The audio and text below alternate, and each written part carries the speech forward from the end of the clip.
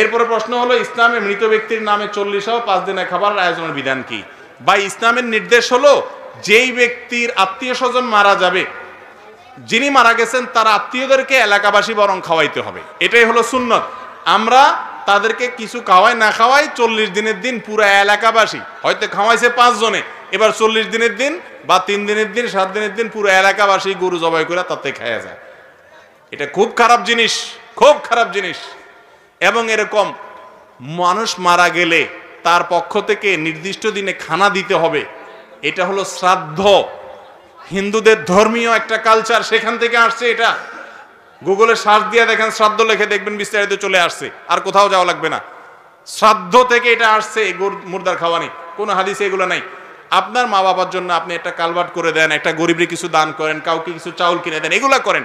কিন্তু এই জিয়াফতের আয়োজন যেগুলো আমাদের দেশে করে, এগুলোর সাথে সুন্নতের কোনো সম্পর্ক নাই। ওয়াজ যতই করি আমি জানি এটার উপর আমল করা খুব কঠিন, কারণ আপনি না করলে এলাকাবাসী বলবে কি অমানুষ, বাপটা মরে গেল, মাটা মরে গেল, এটা হাতও ধোয়াইলো না। বলবো কি বলবো না? এই বলা বলি রে পাত্তা দিবেন না যে আমি অন্যায় কাজ করব না, বেদাত কাজ করব না। আমি আমার মা বাবার পক্ষ থেকে সমস্ত গরিবের বাসায় খানা পাঠিয়ে দিলাম কোনো একদিন, বা এমনি কিছু কিনে দিলাম, বা সদকা জারিয়ামূলক একটা গাছ লাগাই দিলাম, একটা কোরআন, একটা কিতাব মাদ্রাসা কিনে দিলাম, একজন গরিবকে স্থায়ীভাবে স্বাবলম্বী হওয়ার জন্য একটা কিছু কিনে দিলাম, এইগুলো করবেন। এগুলোতে মুর্দার অনেক উপকার হবে।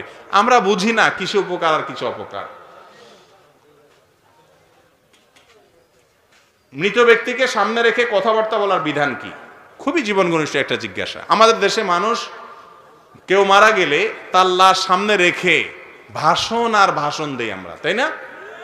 অমুক সাহেব ভাষণ দেয়, তমুক সাহেব ভাষণ দেয়, উনি ভালো ছিল, অমুক ভালো ছিল, আরেকজন দাঁড়ায় বক্তব্য দেয়।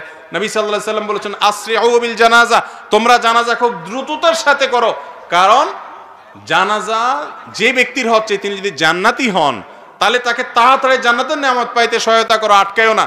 আর যদি জাহান্নামী হয়, এটাকে যত দূর করতে পারো তাড়াতাড়ি তত ভালো। অতএব দ্রুত করতে হবে।